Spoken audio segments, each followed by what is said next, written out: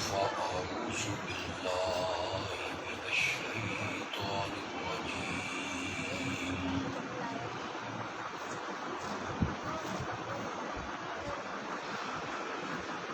بسم الله الرحمن الرحيم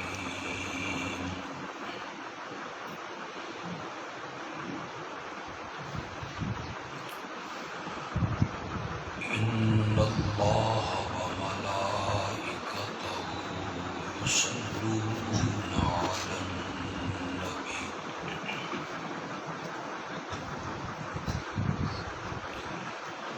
يا أيها الذين آمنوا صلوا عليه وسلموا تسليما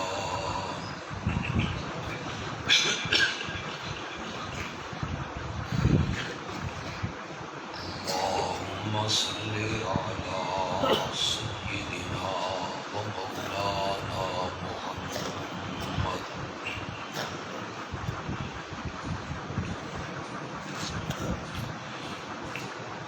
وعلى آل سيدنا ومولانا محمد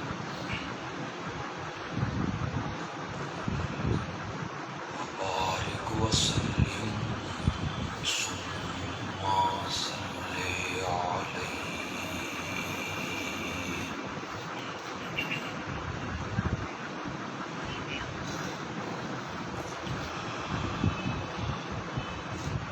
آج کی یہ تقریب اور آج کی یہ محفل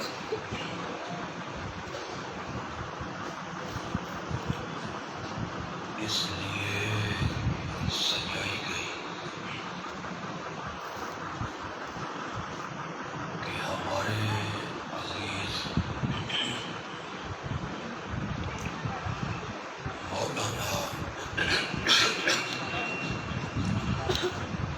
محمد یوسف رحمانی دورہ تفسیر کا ایک دو دنوں میں آغاز کریں گے۔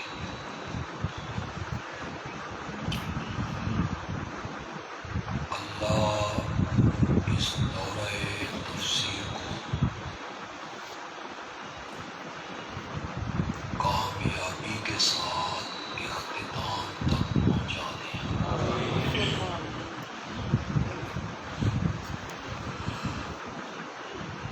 اس دورہ تفسیر کی نسبت سے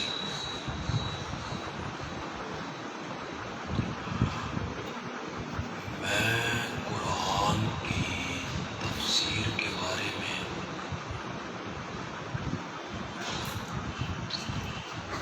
کچھ گفتگو آپ سے کروں گا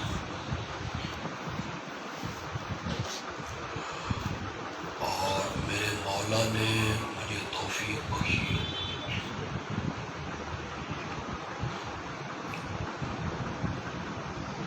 میں چند منٹوں میں قرآن کے اکثر حصے کی آپ کو سیر کرواؤں۔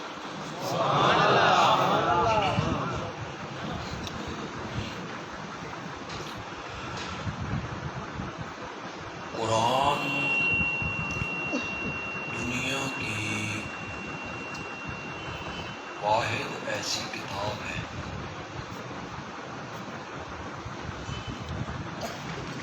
کہ جب سے یہ نازل ہوئی اس دن سے لے کے آج تک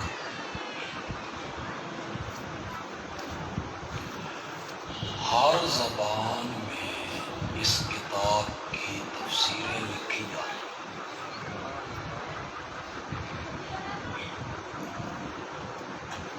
میں عربی تفسیروں کی بات نہیں کروں گا،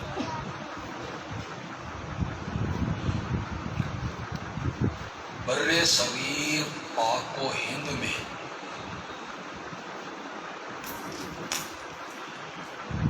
جن لوگوں نے قرآن کی تفسیری خدمات سر انجام دی، ان میں سب سے بڑا نام ہے شاہ ولی اللہ محدث دہلوی رحمۃ اللہ۔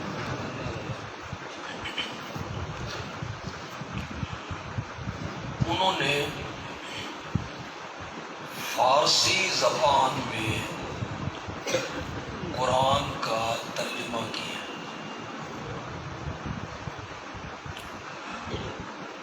اور فتح الرحمان کے نام سے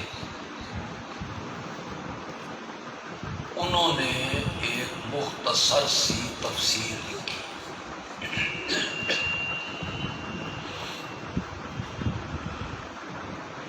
اس زمانے میں ہندوستان میں فارسی بولی جاتی تھی اور فارسی لکھی جاتی تھی اور فارسی سمجھی جاتی تھی۔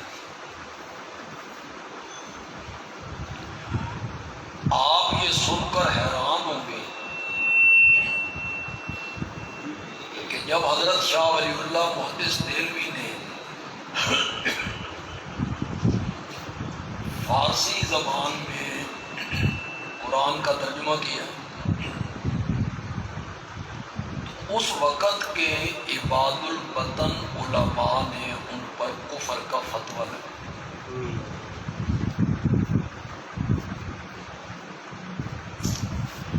بنیاد اس بات کو بنایا کہ قرآن تو عربی میں تھا، شاہ ولی اللہ نے فارسی میں کر دیا تو یہ کافر ہو گیا۔ لوگوں نے ہنگامہ کیا، ان کے گھر پہ حملہ ہوا۔ کچھ تاریخ کی کتابوں نے لکھا کہ لوگوں نے ان کے انگوٹھے کاٹ دیے۔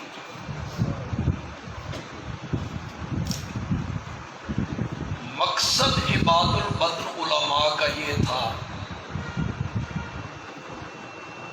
کہ قرآن کا فارسی میں ترجمہ ہو گیا ہے، لوگ فارسی سمجھتے ہیں، لوگوں کو قرآن سمجھ آ جائے گا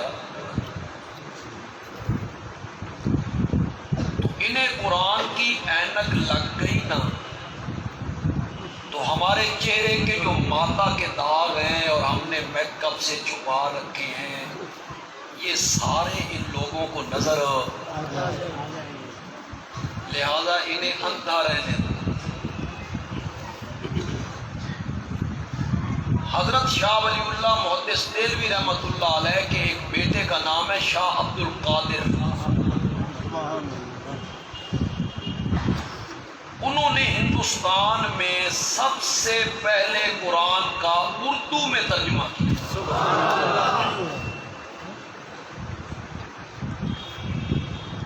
اور بوز القرآن کے نام سے انہوں نے مختصر سی تفسیر لکھی جو آج بھی ہم پڑھتے ہیں تو ان کے علم کے قائل ہو جاتے ہیں۔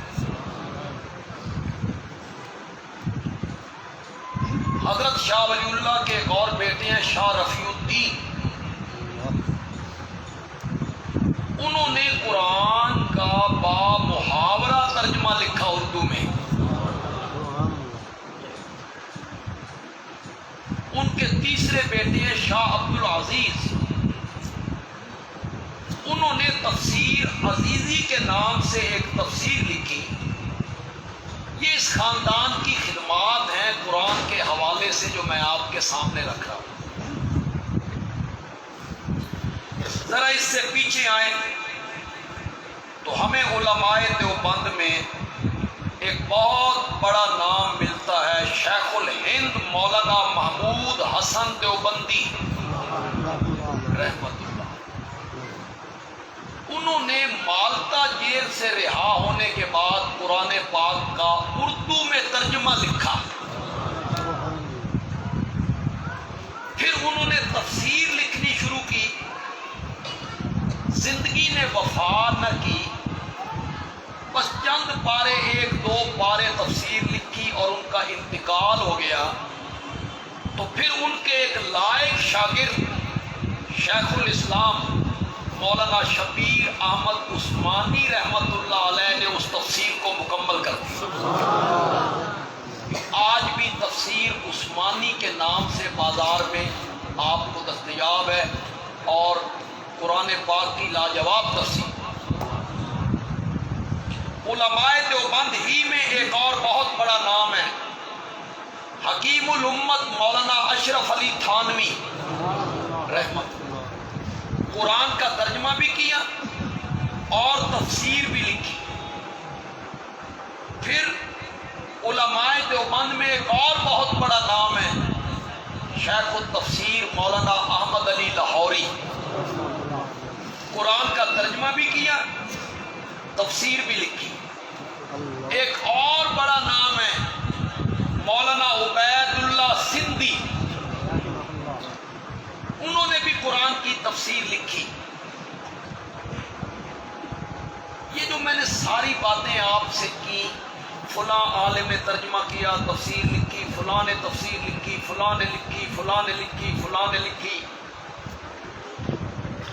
آپ کے ذہن میں ایک سوال پیدا ہوگا کہ جب ایک عالم نے تفسیر لکھ دی اور اردو میں لکھ دی، تو دوسرے عالم کو کیا ضرورت پیش آئی کہ وہ بھی تفسیر لکھے؟ کیا ان کی تفسیر کافی نہیں تھی؟ یہ ایک سوال پیدا ہوتا ہے۔ اس کا میں جواب آپ کو دینا چاہتا ہوں کہ قرآن مضامین کا ایک ایسا ٹھاٹھے مارتا ہوا سمندر ہے کہ جو عالم بھی اس کے اندر غوطہ لگائے گا نا، نئے سے نئے موتی نکال کے باہر لائے گا۔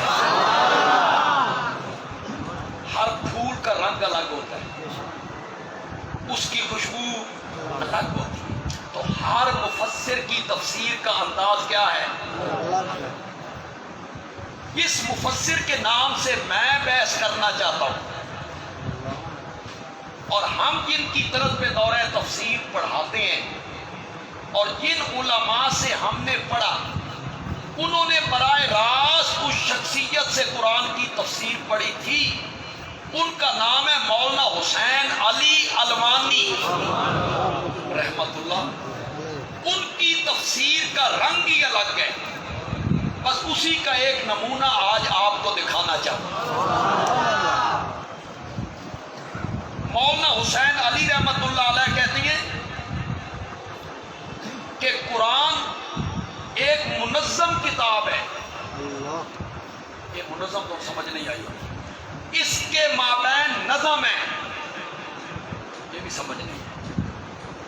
جس طرح زنجیر کی کڑیاں ایک دوسرے کے ساتھ ملی ہوئی ہوتی ہیں، اسی طرح قرآن کی ہر آیت کا دوسری آیت سے تعلق ہے، جوڑ ہے، ربط ہے، بے ربط کلام نہیں ہے۔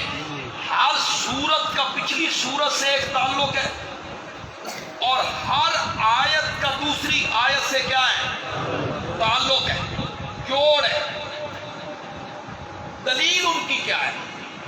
دلیل ان کی یہ ہے کہ اگر قرآن کی سورتوں کے درمیان ربط نہ ہوتا، تعلق نہ ہوتا، آیتوں کے درمیان ربط اور تعلق نہ ہوتا، تو آج قرآن اسی صورت میں ہونا چاہیے تھا اس صورت میں میرے نبی پہ اترا تھا۔ اگر تعلق نہیں تو قرآن اسی طرح جمع ہوتا نا۔ سب سے پہلی سورت اتری تھی اقرا بسم ربک الذی، اسے جگہ کون سے پارے میں ملی؟ آخری پارے میں اتری سب سے۔ سورت فاتحہ 5ویں نمبر پہ اتری، اور اسے جگہ کہاں مل گئی؟ آپ کو میری بات سمجھ آ رہی؟ اگر آیتوں کے درمیان تعلق نہیں، سورتوں کے درمیان ربط نہیں، تعلق نہیں، تو پھر قرآن جمع اسی صورت میں ہونا چاہیے تھا نا، جس طرح اترا تھا۔ اقرا بسم ربک الذی پہلے ہوتی، پھر جو اتری، پھر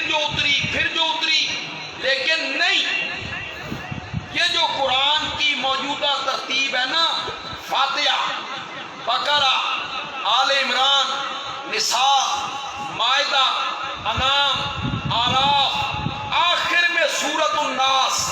یہ ترتیب میرے نبی نے خود رکھی ہے عرش والے کا اشارہ پا کے. خود قرآن کو جمع کیا ہے میرے نبی نے. یہاں جو علماء بیٹھے ہو، خدا کے لیے میری بات کو غور کرو. یہ جو آپ کہتے ہیں حضرت عثمان جامع القرآن ہے، نا، جامع القرآن میرا نبی خود ہے. یہ تو راہ بکھا دیتا شین نو، تم نے خود رستہ کھول دیا ہے. انہوں نے پھر پروپیگنڈا کیا. حضرت عثمان نے جمع کیا تھا، اپنے مطلب دی آیتاں پا چھڑیاں، اور جن آیتوں میں حضرت علی کی فضیلت تھی، حضرت فاطمہ کی فضیلت تھی، وہ آیتیں قرآن سے راستہ تو تم نے دیا اسے. میری بات غور سے سنو. جامع القرآن حضرت عثمان نہیں ہے، جامع القرآن خود محمد الرسول اللہ صلی اللہ علیہ وسلم ہے. حضرت عثمان نے کیا کیا تھا وہ میں آپ کو بتا دیتا ہوں. ان کا کارنامہ میں بتاتا ہوں. کارنامہ ان کا کیا تھا؟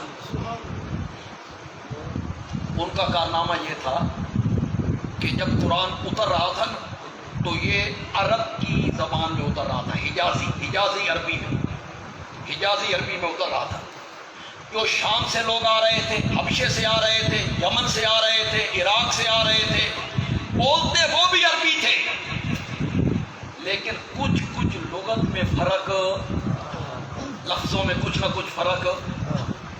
یہ ہماری زبان میں بھی کیوں جی جڑی جھنگ دی پنجابی ہے، لاہور دی ہے، مظفر گڑھ دی ہے. فرق ہے، زبانوں میں فرق ہوتا ہے. ہمارے میاں والی میں آپ جائیں تو میاں والی سے تلا گنگ روڈ پہ جائیں، چکڈالہ کا علاقہ ہے، تو وہاں جمعے کو کہتے ہیں زمہ. جمعے کو کیا کہتے ہیں؟ زمہ. اب جب وہ جمعے کو زمہ کہتے ہیں تو زمہ سے مراد بدھ ہوتی ہے. مراد تو کیا ہے، لیکن وہ جیم نہیں بول سکتے. ہمارے آج بھی کئی دوست ہیں، وہ عزیز انتقام کو پڑھتے ہیں عجیج انتقام. عجیج انتقام. عرب میں کاف نہیں بولتے، کاف کو جیم بولتے ہیں. سرگودا کو کہیں گے سرجودا. عرب میں کاف نہیں.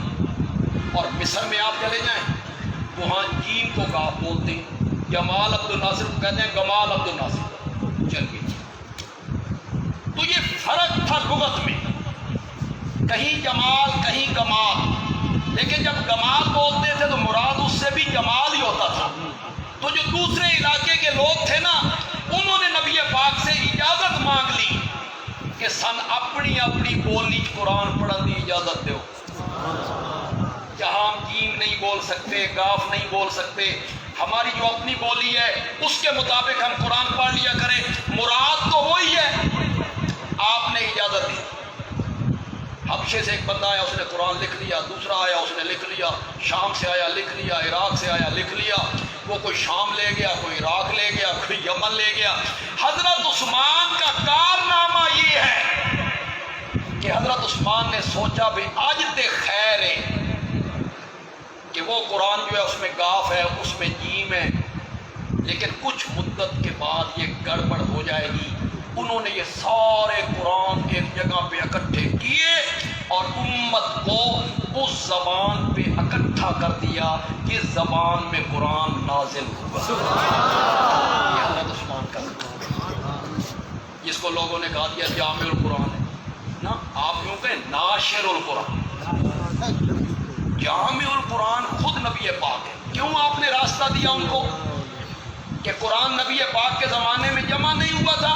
آپ نے راستہ دے دیا مخالفین کو. اگر قرآن نبی پاک کے زمانے میں جمع نہیں ہوا تھا تو صحابہ حافظ کس کے تھے؟ جو صحابہ حافظ تھے وہ حافظ کس کے تھے اگر قرآن جمع نہیں ہوا تھا؟ قرآن میرے نبی کے زمانے میں جمع ہو چکا. یہ ترتیب میرے نبی نے خود دی ہے کہ پہلے یہ صورت ہوگی، پھر یہ صورت ہوگی، پھر یہ صورت ہوگی.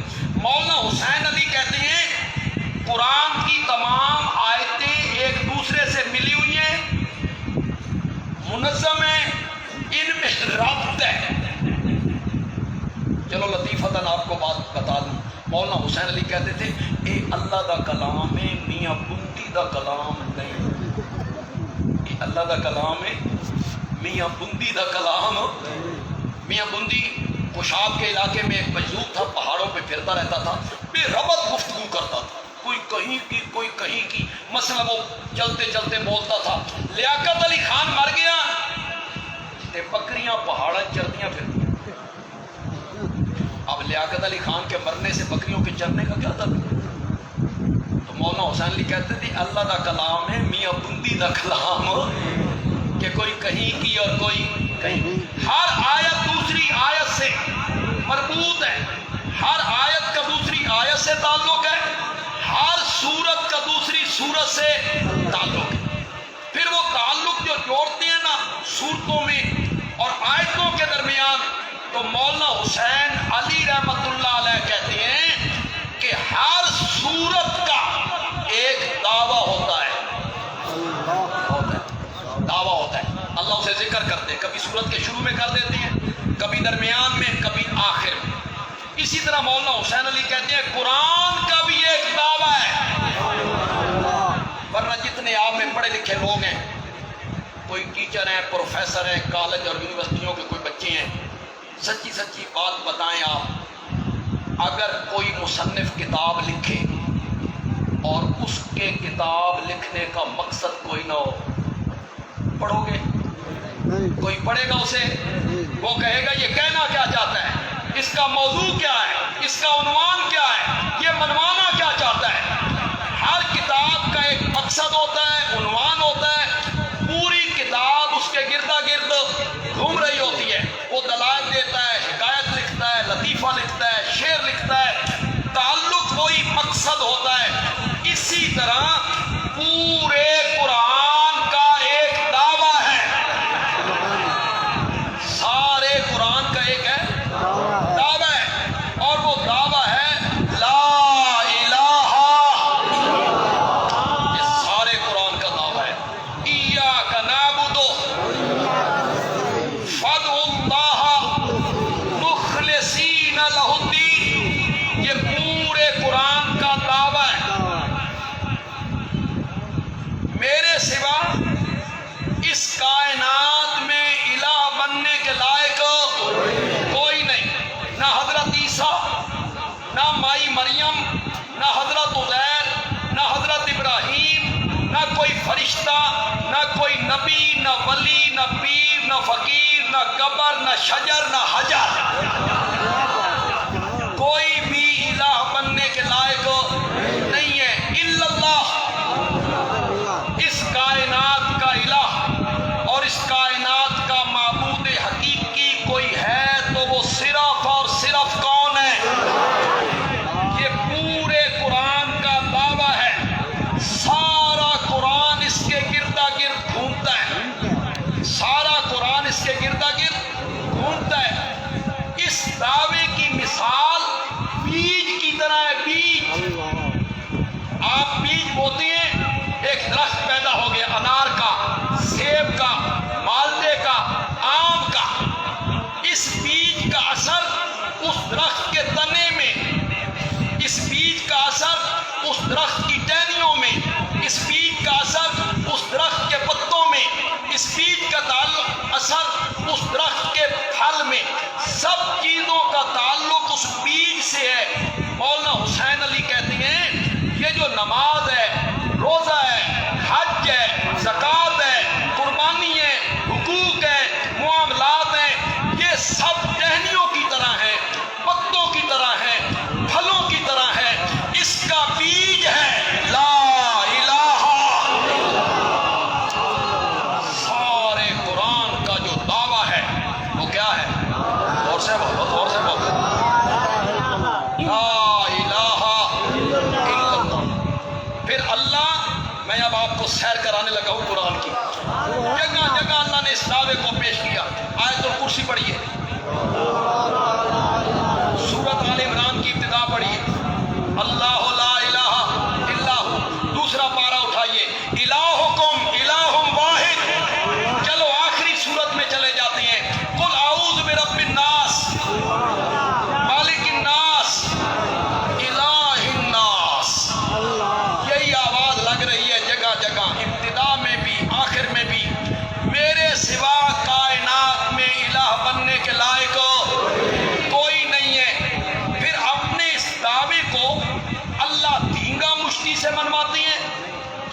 منواتی ہیں، ڈنڈے کے زور سے منواتی ہیں، زور سے منواتی ہیں۔ اللہ کہتی ہیں مان میرے دعوے کو ورنہ تیری ٹانگیں توڑ دوں گا، نہیں، مان میرے دعوے کو ورنہ میں تجھے اندھا کر دوں گا، نہیں، نہ جبر سے منوایا، نہ زبردستی منوایا، نہ ڈنڈے کے زور سے منوایا، اللہ نے اپنے دعوے کو منوایا دلائل کے زور سے۔ قرآن بھرا پڑا ہے، اللہ تعالیٰ دلیلیں دیتی ہیں اس دعوے پر۔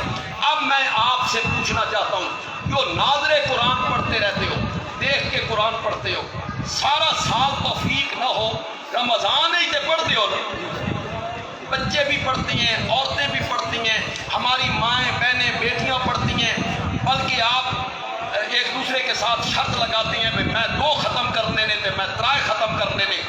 یہ جب آپ قرآن پڑھتی ہیں ناظرہ بولو، اس میں پڑھتے ہو الارض، پڑھتے ہو لفظ الارض، کیا میں نے زمین، اس میں پڑھتے ہو السماوات، کیا میں نے، بولو بولو زور سے بولو، اس میں پڑھتے ہو الجبال، کیا میں نے، اس میں پڑھتے ہو الشمس، القمر، الکواکب، اللیل، النہار، پڑھتے ہو اس میں البر، خشکی، البحر، تری، یہ ساری بار بار زمین، آسمان، پہاڑ، چاند، سورج، ستارے، سمندر، بادل، بارش، یہ رب تمہیں کہانیاں سناتا ہے؟ کہانیاں نہیں سناتا، رب عقلی دلائل دیتا ہے، عقلی دلیلیں دیتا ہے۔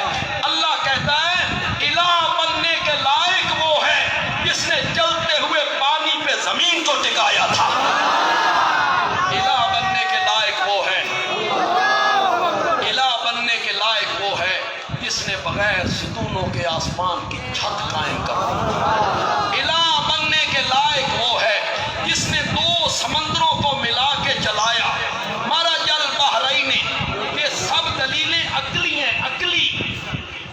یہ کیوں دیتی ہیں اللہ دلیلیں؟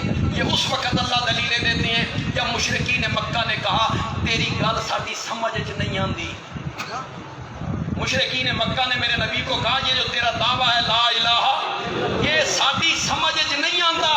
اللہ نے فرمایا اس بات کو تمہاری عقل نہیں مان رہی ہے، میں عقلی دلیلیں دے رہا ہوں، عقل سے سوچو۔ مرج البحرین یلتقیان، 2 سمندروں کو ملا کے چلایا، ان کے درمیان اندیکھا پردہ رکھا، دونوں پانیوں کو آپس میں ملنے نہیں دیا، دونوں میں مچھلیاں پالی، جو پانی خوشگوار تھا میٹھا اس میں بھی مچھلیاں، اور جو کڑوا تھا اس میں بھی مچھلیاں۔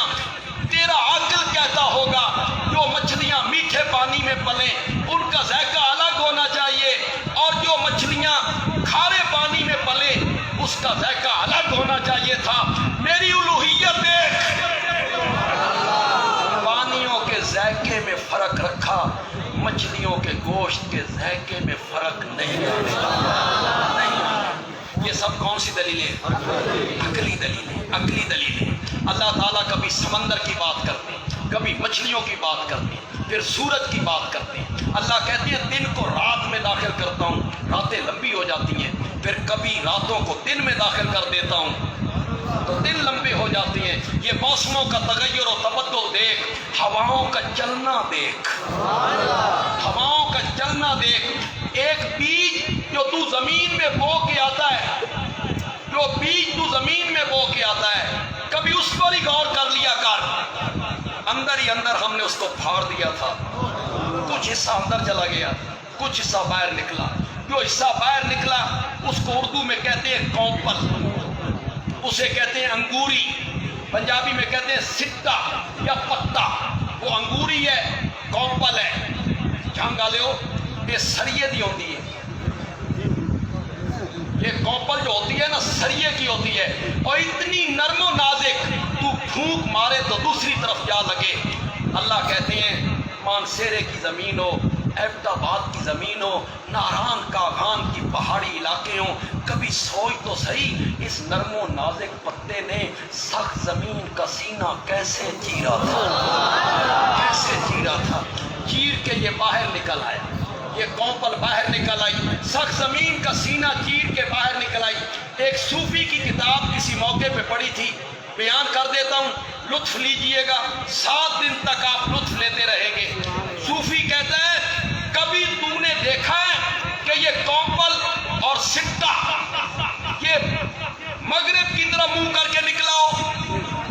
کبھی تو نے دیکھا ہے یہ مشرق کی طرف منہ کر کے نکلا ہو، شمال کی جانب منہ کر کے نکلا ہو، جنوب کی جانب منہ کر کے نکلا ہو؟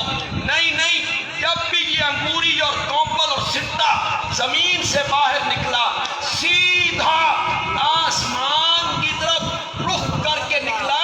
صوفی کہتا ہے اسے سکہ نہ سمجھ، شہادت کی انگلی سمجھ، شہادت کی انگلی سمجھ جو آسمان کی طرف بلند کر کے یہ سکہ کہتا ہے مولا میرا وجود اس بات پہ گواہ ہے تیرے سوا الہ کوئی نہیں، تیرے سوا الہ۔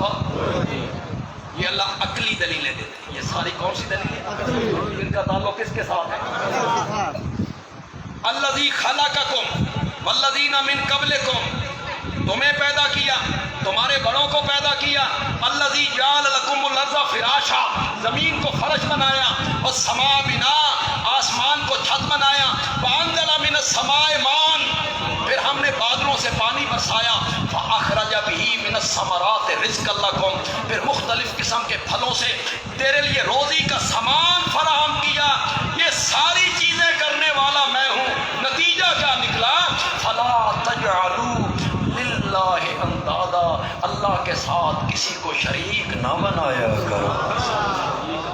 یہ سب کون سے دلائل ہیں؟ اب آپ قرآن پڑھیں گے اس رمضان میں تو آپ کو یہ ساری چیزیں پڑھتے ہوئے بڑا لطف آئے گا۔ الارض، السماء، الجبال، اللیل، النہار، الشمس، یہ سب عقلی دلیلیں ہیں۔ اللہ اپنے دعوے پہ پیش کرتے ہیں۔ دعویٰ کیا ہے؟ لا الہ۔ پھر اللہ نے سمجھا کے نا بندوں کو، پھر اللہ نے کہا ہمیں سمجھ نہیں آئی، ان لکم فی الانعام لعبرۃ،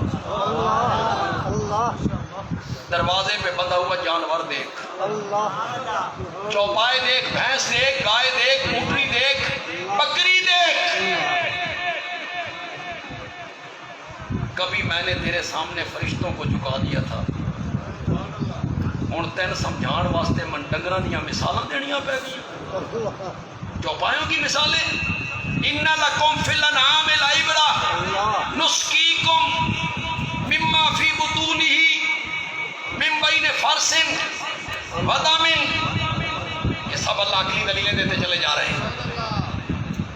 غذا جانور کے معدے میں پہنچی، ہم نے ایک مشینری لگائی، اس کو گوبر سے الگ کیا، گوبر نیچے بیٹھ گیا، اصل غذا اوپر آ گئی، اصل غذا کو معدے سے دھکا مارا جگر کی طرف، اصل غذا جگر میں پہنچ گئی، پھر جگر میں ہم نے ایک مشینری لگائی، اس نے اصل غذا پہ کام کرنا شروع کیا، کچھ کا خون بنایا، وہ سپلائی کر دیا دل کو، کچھ کا دودھ بنایا، وہ سپلائی کر دیا تھنوں کو۔ قرآن کہتا ہے من بین فرث ودم، جب غذا معدے میں تھی ہم نے گوبر سے الگ کر لی، جب جگر میں تھی ہم نے خون سے الگ کر لی، گوبر کا رنگ گدلا، پھر وہ بدبودار، خون کا رنگ سرخ، پھر وہ پلید۔ من بین فرث ودم، ایک طرف گوبر پلید تھا، ایک طرف خون پلید تھا، دو پلیدیوں کے درمیان میں سے ہم نے تیرے برتن میں ڈالا لبناً خالصا، لبناً خالصا، کہو ایک دفعہ لبناً خالصا، ہم تو لبدا نہیں، ہمیں تو ملتا نہیں، کسی کو ملتا ہو تو بولو لبناً، لبناً خالصا، لبناً خالصا۔ تیری طبیعت نازک ہے نا، تو نازک طبیعت کا ہے نا، گوبر کا ایک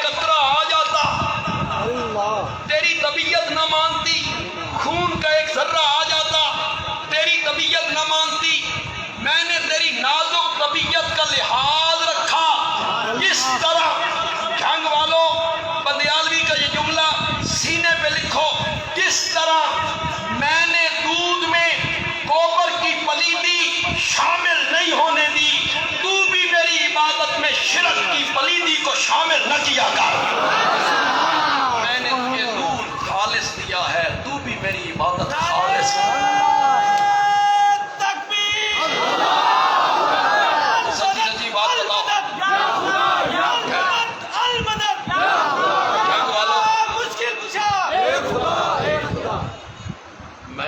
جا کے تقریر کرنی. میں جمعہ پڑھا کے آیا ہوں، یہ میری دوسری تقریر ہے اور تیسری میں نے کرنی ہے. اور میں 26 سال سے شوگر کا بیماری ہوں. یہ موبائل لوگ میری بڑی دعائیں کرتے ہیں، بڑی دعائیں کرتے ہیں، ورنہ تو شوگر والے یور یور کرتے پھرتے. لیکن مجھے کوئی تھکاوٹ نہیں ہوتی، مجھے کوئی پرواہ نہیں. میں ایک دن میں 1100 کلومیٹر بھی سفر کر جاتا. یہ سب اللہ کا فضل ہے اور موحدوں کی دعائیں. جنگ والوں، سچی سچی بات کرو، خدا لگتی بات کرو. اس ذات نے گوبر اور خون سے الگ کر کے خالص دودھ تیرے برتن میں ڈالا ہے. اس دودھ کو بطور نظر و نیاز کس کے نام پر تقسیم ہو؟ کس کے نام؟ مولا تیرے بڑے حوصلے نے. اللہ اکبر جو ہوا، تیرے حوصلے بھی اتنے اونچے نے. جب ان کے برتن میں آ گیا، یہ داتا دربار پہ جائے گا. اللہ کہتے ہیں اور لے اساں FIR ایو جی کٹنا چاہتے ہیں جس کی قیامت والے جڑے ضمانت بھی اور لے اور آگے بڑھ. پھر جب اللہ دودھ کی بات کرتے ہیں، یہ اگلی دلیلیں، تو پھر اللہ انسان کی اپنی پیدائش کی بات کرتے ہیں. الم یکن نطفۃ من منی. اپنی پیدائش کو دیکھ کر میری الوہیت کو سمجھ.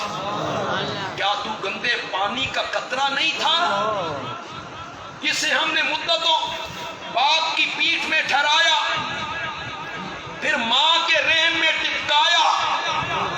فی ظلمات ثلاث، ثلاث کا معنی تو کرو یار. فی ظلمات ثلاث، 3 اندھیرے. ماں کے پیٹ کا اندھیرا 1، رحم کا اندھیرا 2، اس جھلی کا اندھیرا 3، جس جھلی میں لپیٹ کے ہم تیری تصویریں بنا رہے تھے. 3 اندھیروں میں اللہ کہتے ہیں کاریگر کاریگریاں کرتے رہتے ہیں. فرنیچر بنایا، صوفہ بنایا، بیڈ بنایا، کرسی بنائی، ممبر بنایا. کاریگر کاریگریاں کرتے رہتے ہیں. دن کے اجالے میں یوں ہی مغرب کا ٹائم ہوا، کاریگر نے شاگرد کو کہا لائٹ آن کر، کاریگری کرنی ہے. دنیا کے کاریگر کاریگریاں کرتی ہیں دن کے اجالے میں. میں کاریگریاں شروع کی تیاں 3 اندھیریاں دے اندر. فی ظلمات ثلاث، فی ظلمات ثلاث، 3 اندھیرے، 3 اندھیرے. ایک گندے پانی کا قطرہ ہے. بندیالوی ایک جملہ کہنا چاہتا ہے اور اس کا بدلہ بھی آپ سے چاہتا ہے. اصل بدلہ تو اللہ سے چاہتا ہے، لیکن سبحان اللہ کی صورت میں آپ بھی کہیں، جملہ آپ کو میرا پسند آ جائے. فرمایا گندے پانی کے قطرے پر 3 اندھیروں میں نقشے جماتا ہوں اور یوسف جیسا حسین بنا کے رکھ دیا کرتا ہے. یوسف جیسا حسین بنا دیا. یہ میری الوہیت کی دلیل ہے. اللہ نے پھر انسان کی پیدائش کو بطور دلیل پیش کی. تو ان سارے دلائل کا نام کیا ہے؟ دلائل عقلی. قرآن بھرا پڑا ہے، قرآن بھرا پڑا ہے. اللہ لا الہ الا ہو، آیت الکرسی، میرے سوا الہ کوئی نہیں. مولا ڈنڈے دے زور نال منوانا ہی؟ فرمایا نہیں، دلائل کے زور سے منوانا ہے. مولا دلائل تو عالم سمجھیں گے، کیا سمجھیں گے؟ اللہ نے فرمایا میں کوئی علمی دلیلیں دینی ہیں، میں نے عقلی دلیلیں دینی ہیں. میری پہلی دلیل سن، الحی القیوم. میری تیسری دلیل سن، لا تاخذہ سنۃ ولا نوم. نیند تو نیند رہ گئی، مجھے تو اونگ بھی کبھی نہیں آئی. میری چوتھی دلیل سن، لہو ما فی السماوات وما فی الارض. اسی کا ہے جو کچھ آسمانوں میں ہے علامہ آلوسی نے روح المعانی میں لہو پہ کیا لکھا؟ اسی کا ہے خلقن، اسی کا ہے ملکن، اسی کا ہے تصرفن، اسی کا ہے تدمیرن، اسی کا ہے اختیارن، اسی کا ہے احیاءن، اسی کا ہے اماتتن۔ پیدا کرنے کے لحاظ سے اسی کا ہے، ملک کے لحاظ سے اسی کا ہے، تدبیر کے لحاظ سے اسی کا ہے، تصرف کے لحاظ سے اسی کا ہے، زندگی دینے کے لحاظ سے اسی کا ہے، موت کے لحاظ سے اسی کا ہے۔ لہو ما فی السماوات وما فی یہ اللہ تعالیٰ ساری عقلی دلیلیں دیتی ہے۔ پھر اللہ اپنے علم کو ذکر کرتے ہیں، وَإِن تَجْهَرْ بِالْقَوْلِ، میں الہ ہوں، میں الہ ہوں۔ مولا کیا دلیل ہے؟ دلیل یہ ہے کہ میں قادر ہوں، مختار ہوں، متصرف ہوں، اور دوسری دلیل یہ ہے کہ میں عالم الغیب ہوں۔ فَإِن تَجْهَرْ بِالْقَوْلِ فَإِنَّهُ يَعْلَمُ السِّرَّ وَأَخْفَى۔ اللہ قرآن کی سمجھ عطا کرے، یہ بڑی عظیم کتاب ہے۔ پھر اللہ اس کی سمجھ، اگر تو زور سے بات کرے اے انسان، اگر تو زور سے بولے کیا فائدہ؟ کیا فائدہ؟ فَإِنَّهُ يَعْلَمُ السِّرَّ، وہ تو دلوں کے راز بھی جانتا ہے، وَأَخْفَى، راز سے بھی زیادہ پوشیدہ چیز اسے بھی جانتا ہے۔ جھنگ والو، راز کسے کہتی ہیں؟ جو میرے دل میں آ گیا، ابھی میری بیوی کو پتا نہیں، میرے بھائیوں کو پتا نہیں، میرے دوستوں کو پتا نہیں، میرے رشتہ داروں کو پتا نہیں، صرف مجھے پتا ہے، میرے دل میں، اسے راز کہتی ہیں۔ مولا اس سے بھی زیادہ مخفی وہ کیا ہے؟ مفسرین نے لکھا اس سے بھی زیادہ مخفی یہ ہے کہ وہ راز جو تیرے دل میں آ گیا، تو نے اس کو جان لیا، میں اس کو بھی جانتا ہوں، اور جو راز ابھی تیرے دل میں نہیں آیا 10 سال کے بعد آئے گا، میں اب اس کو جانتا ہوں۔ تَجْهَرْ بِالْقَوْلِ فَإِنَّهُ يَعْلَمُ السِّرَّ وَأَخْفَى۔ یہ سب عقلی دلیل ہے۔ میں نے آپ کو قرآن کا بہت سارا حصہ پھرا دیا، آپ قرآن پڑھیں گے ناظرہ، آپ کو عقلی دلیلیں ساری نظر آتی چلی جائیں گی۔ اس کے بعد اللہ دلائل دیتے ہیں نقلی، عقلی دلائل کے بعد کون سی دلیلیں؟ نقلی۔ یہ پاکستان نہیں، یہ قرآن دی گل ہے۔ پاکستان نقلی بولو نا، بمقابلہ اصلی۔ ایک چیز اصلی ہوتی ہے اور ایک چیز، یہ وہ نقلی نہیں ہے،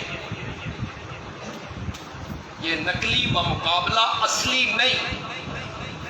یہ پاکستان میں 2 نمبر مال بیچنا، ملاوٹ کرنا، نقل تیار۔ لالا موسیٰ کے لوگ کہتے ہیں جو فیکٹریاں ہیں وہاں مثلا ایٹم بم بکھاؤ، اصا وہ بھی نقلی بنا دیں،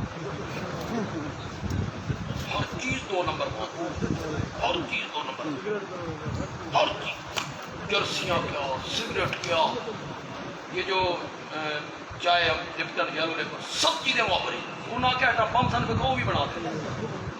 یہ پاکستان شریف ہے۔ پاکستان کے لوگ جو ہیں نا، خدا کی قسم میں صدقے جاؤں، ہیں بڑے عجیب۔ میں ایک بات کہا کرتا ہوں، کوئی بندہ اس کی زد میں آئے نا تو میں پہلے معافی مانگتا ہوں۔ میں کسی کو ہٹ نہیں کرنا چاہتا، میری عادت ہی فتویٰ لگانا، زج کرنا، ہٹ کرنا، طنز کرنا، تمسخر اڑانا، کسی کے بزرگوں کا نام بگاڑنا، یہ میری عادت نہیں کہ میں نے ایک شریف ماں کا دودھ پی رکھا ہے اور ایک شریف باپ کا خون میری رگوں میں دوڑتا ہے۔ میں دوسروں کے بزرگوں کا بھی اسی طرح احترام کرتا ہوں جس طرح اپنے بزرگوں کا۔ ہر ایک کو اپنے بزرگ پیارے ہوتے ہیں، تو میں دوسروں کے بزرگوں کا نام بگاڑوں گا تو وہ میرے بزرگوں کا نام ہو، میں نے اپنے بزرگوں کی آپ دشمنی کی نا۔ تو کوئی بندہ یہ نہ سمجھے کہ مجھے ہٹ کر رہا ہے۔ آپ میں شاید کوئی بندہ بیٹھا ہو اس میری ضرب کے نیچے آ جائے تو سمجھے میں نے نشانہ بنایا بندے عالمی صاحب، خدا گواہ میں کوئی نشانہ نہیں بنا۔ دودھ میں پانی ڈال رہا، دودھ میں پانی ڈال رہا، ہوٹل کا نام ہے مدینہ ہوٹل. پاکستانیاں دی کرتوت ویکھو تسی. خدا دی قسم. ہوٹل کا کیا نام رکھا؟ مدینہ ہوٹل. پتی 2 نمبر نام کیا ہے؟ مکہ جنرل اسکول. نام کیا رکھا؟ مکہ جنرل اسکول. پیٹرول پمپ کا پیمانہ بھی کم ہے, ملاوٹ بھی. نام کیا؟ بسم اللہ پیٹرول. بھائی نام اچھا رکھا ہے تو کام بھی. اگر مدینہ ہوٹل رکھا ہے تو کام بھی مدینے والے کی مرضی کے مطابق. مدینے والے نے کہا تھا من غشا فلیس منا, جس نے ملاوٹ کی فلیس منا. آپ منع کرتے ہیں وہ ہم میں سے نہیں, اس میں یہ تنتنا نہیں ہے, دبدبہ نہیں ہے. فلیس منا, ہم میں سے نہیں. میں منع کرتا ہوں جس نے ملاوٹ کی وہ ساڈا نہیں. کیا ہے اپنا رشتہ جس سے جا کے جوڑتا ہے جوڑے, ساڈے نالوں کا کوئی تعلق نہیں. تو حوض کوثر سے جام کس کے ہاتھوں سے پینا ہے؟ کن کے جھنڈے کے نیچے کھڑا ہونا ہے؟ کن کی شفاعت کے امیدوار ہے؟ اور وہ تو کہتا ہے کہ وہ میرا ہے ہی نہیں. یہ کب کہا تھا؟ کھجوریں بیچ رہا بندہ, بڑی خوبصورت کھجوریں. آپ نے اس میں بازو داخل کیا تھا تو اندر آپ کو تری لگی, اندر سے نکالی تو وہ چھوٹی چھوٹی کھجوریں, پیر اور اندر اور. اس موقع پہ کہا من غشا فلیسا. یہ جڑے فروٹ بیچتے ہیں انہاں پیر کیڈے سونے سیب لائے اندر. وہ پہلے انہوں نے لفافے بھر کے رکھے ہوئے. ہم جاتے ہیں, ہم کہتے ہیں اپنی مرضی دے لینے دو, اور مرضی دے پاؤ. ہم چن چن کے ڈالتے ہیں, اور اس نے لفافہ تبدیل کرنا ہوتا ہے. کوئی ادھر رکھا, دوسرا رکھ دیا. ہم اتنے اتنے سیب ڈالتے تھے اس لفافے میں, آ کے گھر میں کتنے بیر نکلا. یہ پاکستان شریف ہے جناب, یہ پاک لوگوں کا ملک ہے. دفعہ ہو گئے سارے ہندو سکھ جو ہے وہ چلے گئے سرحد پار چلے گئے. یہ نقلی بمقابلہ اصلی نہیں.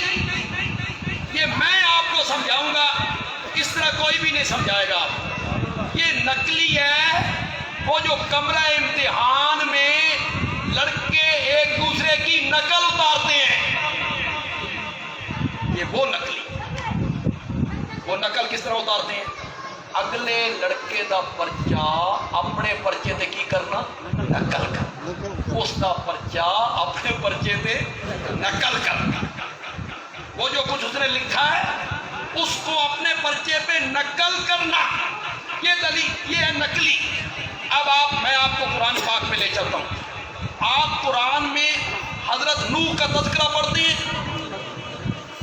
تھک گئے ہو تو میں تھوڑے کو زیادہ آپ حضرت نوح کا تذکرہ پڑھتے ہیں, حضرت ہود کا, حضرت صالح کا, حضرت شعیب کا, حضرت ابراہیم کا, حضرت یوسف کا, حضرت موسیٰ کا, حضرت عیسیٰ کا, حضرت زکریا کا. وہ پڑھتے ہو کو نہیں پڑھتے ہو؟ یہ پڑھتے ہو. قرآن بھرا پڑا ہے. سورت آراف بھری ہوئی ہے, سورت ہود بھری ہوئی ہے, سورت شعراء بھری ہوئی ہے, سورت انبیاء بھری ہوئی ہے, سورت قصص بھری ہوئی ہے, سورت نوح بھری ہوئی ہے. اللہ تعالیٰ ان نبیوں کی باتیں قرآن میں نقل کرتے ہیں. سمجھ آئی کہ کوئی نہیں آئی؟ اللہ حضرت نوح کی بات قرآن میں نقل کرتے ہیں, حضرت یوسف کی بات قرآن میں نقل کرتے ہیں, حضرت عیسیٰ کی بات قرآن میں نقل کرتے ہیں. کیوں نقل کرتے ہیں؟ اللہ مخالفین کو بتانا چاہتے ہیں کہ قرآن میں جو دعویٰ میں نے پیش کیا ہے لا الہ الا اللہ, یہ کوئی نواں دعویٰ نہیں, پہلے نبیاں بھی ایو ہی بیان کیتا سی. یہ دلیل نقلی ہو گئی. اس کو قرآن میں اللہ نقل کر دیتے ہیں. حضرت نوح کی بات نقل کی, حضرت یوسف کی بات نقل کی. جیل کی تنگو تاریخ کوٹری میں حضرت یوسف بولے, قرآن میں نقل کر دیا. ماں کی گود میں عیسیٰ بولے, قرآن نے نقل کر دیا. قرآن نے نقل کر دیا. سلیمان کو آتا ہوا دیکھ کر چیونٹی بولی, قرآن نے نقل کر دیا. بدھ نے ہدہد نے سلیمان کے دربار میں توحید کے موضوع پر تقریر کی، اللہ نے ہدہد کی بات کو قرآن میں نقل کر دیا۔ پھر کبھی فرشتوں کی بات کو اللہ نقل کرتے ہیں، کبھی تورات کی بات کو نقل کرتے ہیں، کبھی انجیل کی بات کو نقل کرتے ہیں۔ اللہ بتانا چاہتے ہیں، یا مشرکین یہ کہتے تھے نا ما سمعنا بہذا فی الملت الاخرہ، یہ جڑی گل تو کرنا یہ تو سب پچھلے دین وچ نہیں سنی۔ مشرکین کہتے ہیں ہم نے یہ بات پچھلے دین میں نہیں سنی۔ اللہ تعالیٰ ان کا منہ توڑتے ہیں، تساں نہیں سنی؟ حضرت نوح نے یہی کہا تھا، حضرت ہود نے یہی کہا تھا، حضرت یوسف نے یہی کہا تھا، حضرت عیسیٰ نے یہی کہا تھا۔ حضرت موسیٰ پر پہلی وحی اتری تھی، اننی انا اللہ لا الہ الا انا۔ ماں کی گود میں حضرت عیسیٰ بولے تھے، انہوں نے کہا تھا ان اللہ ربی وربکم فاعبدوہ، وہ اللہ جو میرا بھی رب ہے اور تمہارا بھی رب ہے، اسی کی عبادت کرو۔ ھذا صراط مستقیم، یہی سیدھا راستہ ہے۔ اس کو کیا کہیں گے؟ دلائل۔ اب جب آپ قرآن ناظرہ پڑھیں گے، ان نبیوں کا آپ ذکر پڑھیں گے، پھر ہدہد کا آپ ذکر پڑھیں گے، تورات، انجیل، ملائکہ، فرشتے، تو آپ فوراً سمجھ جائیں گے یہ اللہ کون سے دلائل دے رہے ہیں، کس بات کو ثابت کرنے کے لیے؟ لا الہ الا اللہ۔ پھر اللہ دلائل وحی پیش کرتے ہیں، اس دعوے پر دلیل وحی۔ اللہ کرے میں آپ کو سمجھا دوں دلیل وحی کیا ہے، انشاءاللہ میں سمجھا دوں۔ دلیل وحی کا مقصد یہ ہوتا ہے میرے نبی نال کیوں لڑتے ہو؟ میرا نبی جب یہ دعویٰ پیش کرتا ہے لا الہ الا اللہ، میرے نبی کا راستہ کیوں روکتے ہو؟ میرے نبی کے راستے میں کانٹے کیوں بچھاتے ہو؟ میرے نبی پہ فتوے کیوں لگاتے ہو؟ میرے نبی کا تمسخر کیوں اڑاتے ہو؟ میرے نبی کا مخول کیوں کرتے ہو؟ میرے نبی کے قتل کے مشورے کیوں کرتے ہو؟ میرا نبی جو کچھ کہہ رہا ہے اپنی طرف سے کہہ رہا ہے، نہیں میری وحی سے کہہ رہا ہے۔ یہ دلیل وحی، اپنی طرف سے نہیں کہہ رہا۔ اپنی طرف سے کہنا ہوتا تو 40 سال پہلے کہتا، 40 سال تو کبھی نہیں کہا، 40 سال کے بعد جو کہا تو یہ اپنی طرف سے نہیں کہہ رہا بلکہ وحی سے کہہ رہا ہے۔ میں اس کی ایک مثال پیش کر دیتا ہوں، قل انما انا بشر مثلکم، میرے پیغمبر آپ کہیں، آپ انما انا بشر مثلکم، بے شک میں بشر ہوں، مثلکم، لوگ معنی کرتے ہیں تمہاری طرح، میں یہ معنی نہیں کرتا، میں معنی کرتا ہوں جو معنی کیا شاہ عبد القادر محدث دہلوی، اور مزہ ہی آتا تمہاری طرح میں نا ایک ہوتا ہے اپنے آپ، تمہاری طرح انہوں نے معنی کیا میں بشر ہوں جیسے تم بشر ہو نا، میں بھی بشر ہوں، انسان ہوں۔ قل انما انا بشر مثلکم، میں بشر ہوں، میں بشر ہوں جیسے تم۔ فرق کیا رہا جی؟ آپ بھی بشر، دوسرے لوگ بھی بشر، تو فرق کیا رہا؟ فرمایا یوحا الیہ، فرق یہ ہے کہ نوریوں کا سردار میرے دروازے کا دربان بن کے آتا ہے، فرق یہ ہے کہ نوریوں کا سردار میری سواری کی رکاب تھام لیتا ہے، فرق یہ ہے یوحا الیہ، میری طرف وحی کی جاتی ہے۔ اب سنیے گا ذرا، میری طرف وحی کی جاتی ہے کیا؟ انما الہکم الہ واحد، یہ ہے دلیل وحی، میری طرف وحی کی جاتی ہے تمہارا الہ اور تمہارا معبود ہو ایک۔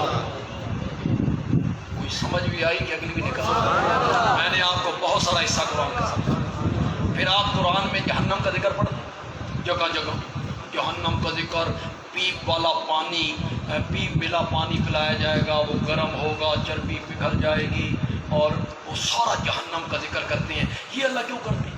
یہ اللہ مخالفین کو ڈراتے ہیں، میرے دعوے کو مان لو، اگر میرے دعوے کو نہیں مانو گے تو تمہارے لیے میں نے جہنم تیار کی ہے۔ یہ ان کو ڈراتے ہیں اللہ۔ کچھ طبیعتیں ڈر کی وجہ سے مان جاتی ہیں، تو یہ ڈراوے اللہ ان کو دیتی ہیں، مان جاؤ ورنہ آگے جہنم ہے۔ پھر آپ نے دیکھا قرآن نے جنت کا ذکر کیا، پھر جنت کی نعمتوں کا ذکر کیا، پھر حوروں کا ذکر کیا۔ ذرا ایک بار پھر سبحان اللہ کریں۔ جنت کی حوروں کا تذکرہ کیا، باغات کا ذکر کیا، پھلوں کا ذکر کیا۔ اللہ یہ کیوں ذکر کرتے ہیں؟ اللہ اس دعوے کے ماننے والوں کو خوشخبریاں سناتے ہیں، تم نے میرے دعوے کو مانا ہے، میں نے تمہارے لیے جنت تیار کر دی۔ اب ساری آیتیں مربوط ہوتی چلی، جو جہنم والی تھی وہ بھی مربوط ہوتی گئی، جو جنت والی تھی وہ بھی مربوط ہوتی گئی۔ ان کا تعلق کس سے؟ دعوے سے۔ نہ ماننے والوں کو ڈراوے، ماننے والوں کو خوشخبریاں۔ پھر اللہ کہیں کسی جگہ پہ مشرکین کے رویے پر شکوے کرتے ہیں، مشرکین کے رویے پہ کیا کرتے ہیں؟ شکوے کرتے ہیں۔ شکوے کا مطلب یہ ہوتا ہے میرا سونا پیغمبر میرے سمجھان دا انداز ویکھ، انہاں دے بکواس ویکھ۔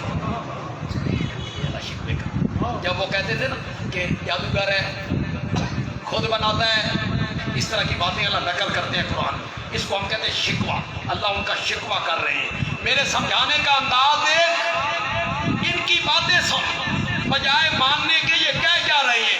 پھر اللہ میرے نبی کو، لا الہ الا اللہ سنانے والے مبلغ کو، لا الہ الا اللہ کی تبلیغ کرنے والے داعی کو اللہ تسلیاں دیتے ہیں، قرآن میں تسلیاں دیتے ہیں۔ وَاصْبِرْ وَمَا صَبْرُكَ إِلَّا بِاللَّهِ، میرے پیغمبر صبر کر، ان کی مصیبتوں پہ صبر کر۔